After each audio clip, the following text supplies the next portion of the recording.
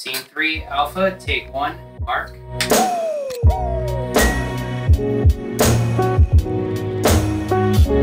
Shooting a commercial that looks and feels natural is one of the biggest challenges I face as a cinematographer. Any successful film has an unexplained feeling of looking naturally lit. So how do cinematographers make something feel natural without using a lot of lights? In this video, I'm going to show you exactly how I achieve this by going over a narrative commercial that felt very naturalistic. I'm going to show you exactly how I shot this by going over lighting diagrams and showing you exactly where I place my lights, as well as going over techniques that cinematographers use to elevate their work.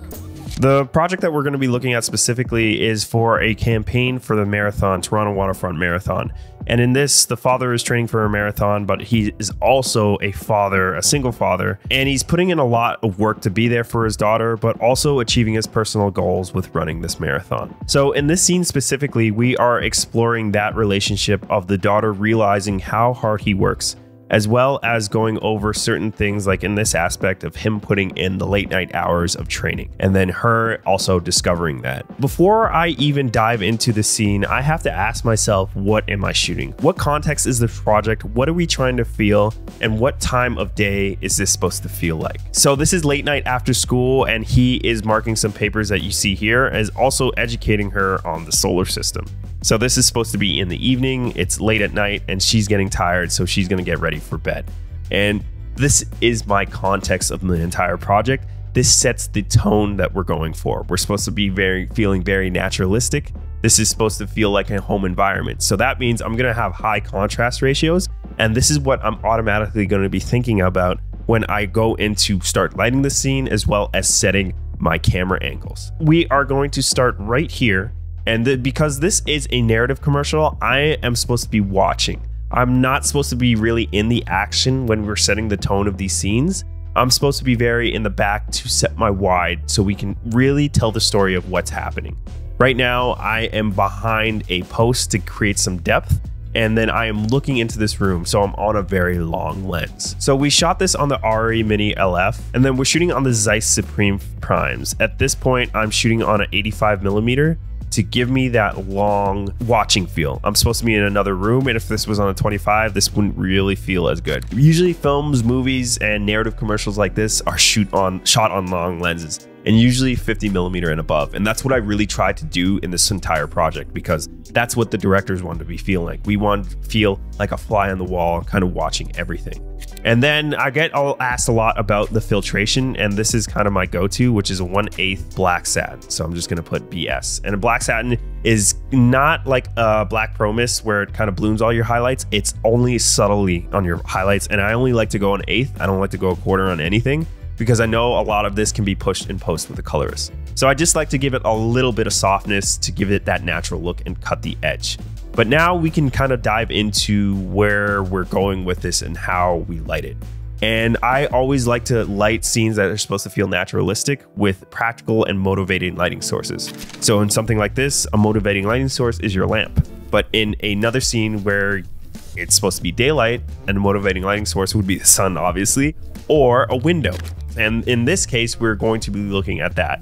And that's the first thing that I set. So I have like a B7C bulb in here set at 2700 Kelvin. And then usually I only have these set at 5 to 10%, because I just want to set that we have this ambient tone. This is going to set my entire, basically, color temperature of my lights for the entire scene.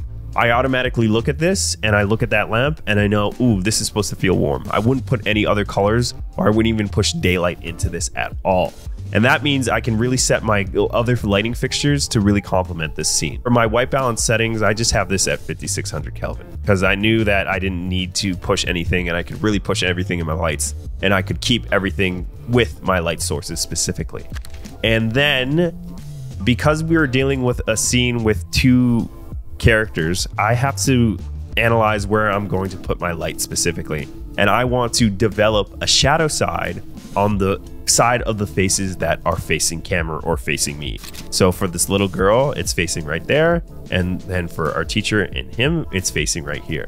So the way we usually do that is you boom out a lantern or some sort of panel fixture that you can manipulate to create a shadow side. And that's exactly what I did here. So in the corner of the room, I have an F22C, and this is kind of angled out and boomed out over this. And this has the stock double diffusion on it, as well as the grid.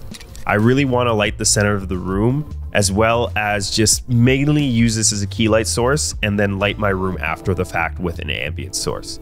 So this is the F22C, and then I'm going to match my color temperature to 2700 Kelvin of my motivating lighting sources here. So it doesn't really make sense if you think about it. Oh, your light is coming from here, but then how is it supposed to be affecting the light and dark part of your faces? You're supposed to think about it, but you're not supposed to think about it that deep. You're just setting the mood and the feeling of it.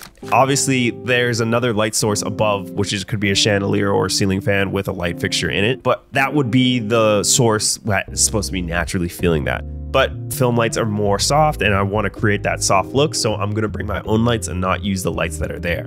And then in front of that, I actually have an artificial silk, and this is boomed out, and then an artificial silk, this is just a flag. And I always like to triple diffuse this, especially the F22C, because with the stock diffusion, it doesn't really give you much. So I almost have like 3 stops of diffusion here, and that artificial silk really softens out this light and really gives it that naturalistic as well as commercial look. So this is basically lighting my subject on the far side and creating myself a far side key, but it also hits her and gives me that nice shadow on my side that I'm looking for, and then it also lights him. And then if you look at where the highlights directions are specifically, we are using a top light source because you kind of have that raccoon eye effect, as well as darkness in the bottom of their faces specifically. But what I used here is the natural wood tones, as well as everything going on here as a bounce. And this is what usually people do in the ride scenes, is they shoot something or even a spotlight mount directly down to bounce it back right up on their faces, which I've seen a lot. Just because I have this Amaran here, it's giving me that top lit source, as well as her face is so close to that, it's bouncing back into her face as well. And then you can see that top lit source looking very naturalistic. If I had this boomed out even backwards, a bias behind the talent and lighting backwards, it wouldn't really make sense because we're in a living room scene that's supposed to feel very top lit. And I had that light at 20%. So you don't need a lot here. You just need to really get your shape and direction and really align with that. And then if we kind of draw a top down of this room, my camera is sitting right here. And then I'm just on a tripod panning over to give it some movement. We shot this take panning as well as just static, just to have some options. The table is sitting here. We have our one talent there and our other talent here. And then I have the F22 boomed out over here as a top light. And then because that would just feel very centralized. All the light would be in the center and we wouldn't really giving anything back. We have the B7C here kind of lighting up the corner of the room, but I knew I needed to add more interest and more color as well as just general naturalism to the rest of the room. And what I did is by adding a panel light, and this was a Nova P300, and this was set at 2700 Kelvin, and this is at literally 1%. Now, you could use really any light here that has a bicolor. We just had a Nova, and I really like the spread that the Nova gives, but I'm shooting it right up into the ceiling, which is a white ceiling, and that's gonna spread it across the room. It felt like a little dark on this side here, and what I'm trying to create is interest and contrast into my image. And you do that by creating light and dark parts. I automatically did that with this giant post that's here that's giving me a dark part. And then we're going into the light part of the room as then we go into this checkerboard of color and interest that we see here with the light and dark parts of the entire image. And this Nova is just acting as our ambient and refilling the room and raising the levels so we're not crushing any of the blacks. If you really wanted to, you could add a vignette in this in post to really dive down into it, but we had the F22C there and we're like, just this feels too centralized. We need to feel this more naturalistic, or we like to call it natty. So we need to lift the room a little just to make sure that, hey, some of the lights are on and some of the lights that you don't see behind this post. This is a very stylistic thing and we just wanted to feel this very commercial as well as naturalistic. This isn't like a stylized film where it's just a single light above them. That would be something more dramatic. This is supposed to be lighthearted and very airy and also feely. So that's what we went with here. We just launched our first cohort course which starts July 1st. We'll be spending 5 weeks with our students, teaching them exactly how to find their style, create intentional spec work designed to sell, and how to use these projects to brand yourself. Right now, we only have a capacity of 50 students. And if you want to become a founding member, as well as join our first cohort, check out the link in the description below. The next shot that we're going to look at is the next shot in the scene, and we just basically redid the actor blocking again, where he is having that conversation about talking about the plans and then saying, oh, you look tired, let's go to bed. And we also did that in the wide. It's just very important to do that as a cinematographer, so the editor has coverage and you're not locked to something specifically. If you want to come back to the wide, 100%, you could do that again. This solar system that we see here is giving me a good opportunity to add some depth to the image, as well as just general interest, which we're always looking for. And you can really see here what the top light source we have in place. So we have all our lights from before in play, but you can really see that it's a top lit source coming in here with the highlights on her nose. And you can see that it's very centralized to the center of her face. And then everything that we have here is just acting as a natural neg. And that is how her arm is positioned, and then the table acting as a neg back into her arm as well. And then just this feeling of very naturalistic, like the light is coming from the top. And then to add more interest, we had these little solar system planets, and then we just had somebody shake them to just match the action so they weren't completely stagnant. And this just gives you a bunch of elements in the foreground to really play up on what we like to do as cinematographers. So if I write down my camera specifications here, and here I swap to a 50mm. I don't like to go below 50mm, especially when I'm doing commercial pieces like this.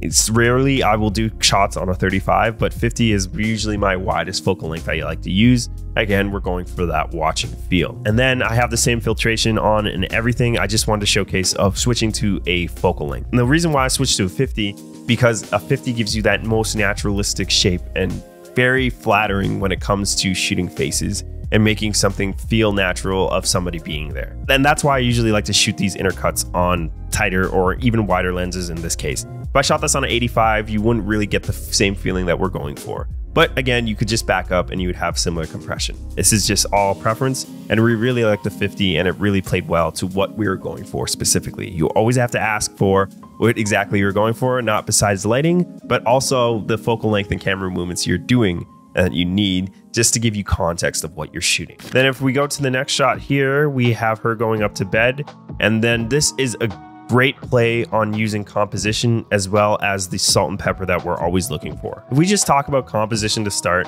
this is your textbook example of using the rule of thirds and specifically looking at the vertical third of the image. We have the father figure in the right third, and then we have the daughter in the left third. And this just gives you that interest as well as depth that you're looking at. I can see that I have a foreground, a midground, and a background. The foreground being the father, the midground being this banister, the stairwell, as well as this door frame right here. And then the background, which is our main focus here, which is our talent. And this just gives you that natural way exactly of the director and cinematographer telling you where exactly to look, as well as analyzing the situation that this is a realization moment for the daughter. That she is looking at her father and she's realizing about all the hard work that he does for himself as well as for her. This is a big realization moment. You have to have the father figure there as well as the daughter figure and shift the focus of the viewer specifically. You could have many other different effects. You could add a split diopter here to see that they're both in focus, or you could have a rack from him to her.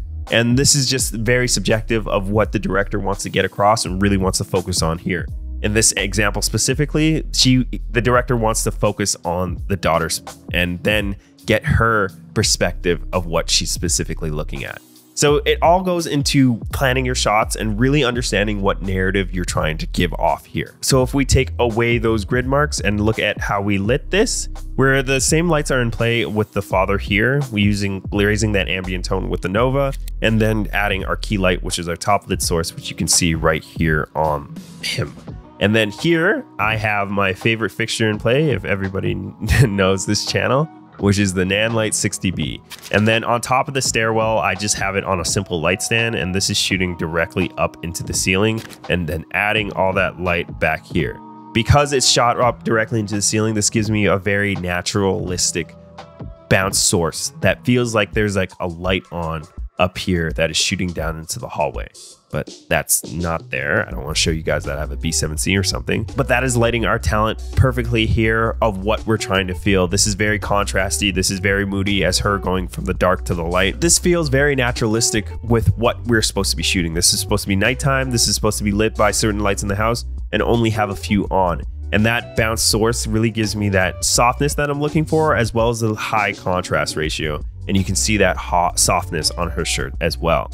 And then we just have so much shadow and so much interest. If you even look at the dark part of this image, and then the gradient that we have across this wall here, which is very like pleasing to the eye. And then just highlights here, and the way this falls off really into darkness just gives you that really naturalistic tone that we have. And this 60p is literally at 10%. This is one of my most used lighting fixtures. I use almost in every commercial that I shoot, especially narrative work commercials and documentary. It's just a light that I can put places behind my talent or in front of my talent, and then shine specifically with shaping the light with the spotlight. Now, people like to call it the sniper bounce or something like that. And it's a technique that's being made very popular. And I love this fixture because I can just put a battery on it and then I can set it and forget it and really dial in with my gaffer what I'm really looking for. But we have that naturalistic composition that we talked about before of using the rule of thirds to direct the interest of the subject. And then we have this naturalistic salt and pepper that we're looking for of having the father with this light on. And then you can see that if I draw out the shadows and versus the light of this image, and then we have some shadow here, and then the banister giving all my shadow here, even the light spots and highlights on the couch and how that falls into darkness. There's just so many interest points of using that technique of a checkerboard or salt and pepper just to go into your image, just to adding so much more. The next shot that we're going to go into is the next shot in the sequence of her having this realization. And this is a big composition thing too, but I really like this scene because it's a very big play on time of day and making something feel very natural. Here, when we actually had this scene, I only have really 2 lights in play. So under this here, I have the 6 dB, and that is bouncing up into the ceiling. So 6 dB, and this is at 2700 Kelvin, and this is setting at 10%. And then this is seeing that lighting direction and painting some light onto the window and to the door that we have here, and then just everything else, giving me some ambience. And then I'm like, this doesn't feel motivated. This doesn't feel really naturalistic because I don't really have any practical light sources. And I'm like, what could we add here? And this was just literally as we're about to roll the take, I asked my gaffer and the art department, hey, can we just add a little lamp fixture here and add a B7C here? So I have that little B7C bulb, and this is at 5 to 10%. I don't exactly remember that. And this is something here just to give something to motivate my lights off. It's something very small and specific, but you can see that the highlights and everything are coming from that specific spot right here. It's very motivated from this, and it's also adding some light back onto my talent as well. And this is supposed to feel very naturalistic, very late night. So you're only gonna have a few lamps on to really tell like, oh, somebody's home or something like that. Another important thing is time of day and really planning out this shot. We wanted to make this feel like a late night run, but we also wanted like some color or some hint of anything back into this. And usually you designate that with some sort of blue light. I didn't want to go too harsh, and in some of my commercials, I would add a blue light fixture out there. And I knew that we were running behind time, so this was just literally a timing thing. And having some blue interest back into that as well. It's very subtle, but it also adds contrast and color contrast of what we're really looking for. And it really defines what interest is with being a cinematographer. It's color contrast as well as contrast with your light and dark parts of your image. This is the last shot that we're going to be looking at, and this is that upstairs section that we saw before. And this is where I had my 60B lighting that stairwell. And that 60B is also in play right beside this wall here, and the light stand is just tucked in there. And then this is the 60B, this is at 10% and at 2700 Kelvin. And this is a perfect use of what people like to call this as a sniper bounce. And I'm shooting this right up into the ceiling, and this is adding my ambient tone back into the room as well. And then downstairs, I just have one of those Novas sparked at 1%, and that is giving me my light that is coming from here. So this is back to back of this scene. So I also have to ask myself, when I'm shooting this, or when I'm even looking at my storyboards, because I might not even have shot this back to back, and I have to really be important of continuity. If I didn't have any lights downstairs that were telling me that there's some light coming from downstairs, this wouldn't really make sense if you really analyzed it. It's such a quick shot that you might not notice, but I really like to be very continuity based when I'm lighting anything like this, just so I can sell this even further, so I can immerse my viewer even more. So I have that light coming from downstairs, and then I have that sniper bounce in play, and then I also have a practical light source in here just to show the case some of the things that are on her room. So this is a B7C bulb, and this is setting at 5 to 10%. To add some ambience into the room and to showcase what we have here, because we're looking to create light and dark parts of our image. And this is giving me that natural look that we're looking to create as cinematographers. And especially here, when she walks into the light, we have a perfect silhouette with a lot of detail even still on her body. And then I have a perfect edge light to pop her out coming from that 60B. And then I have some even interest down here, and then interest on the front side of her body. And this is just giving me everything that I'm looking to create a naturalistic commercial. And when you're ever shooting anything like this and you want it to feel very naturalistic, always just stop. Take 5 minutes or 1 minute to ask yourself about continuity, adding motivating lighting sources, and just adding that extra. A lot of these scenes, we had it framed up and I only had this left side of the image lit, but I'm like, I need to stop, and we could even spice this up even more. Can we add a practical light source in the other room to showcase that she's waking up, she turned on her light, and then she's going to see what noise she saw downstairs, which is her dad. So it's just elevating the story that's already given to you by adding lights, taking away lights, or even shaping them even more. It's your job as a cinematographer really to bring a vision to life. And in these situations here, when you take that moment and give yourself context, your work will really start elevating.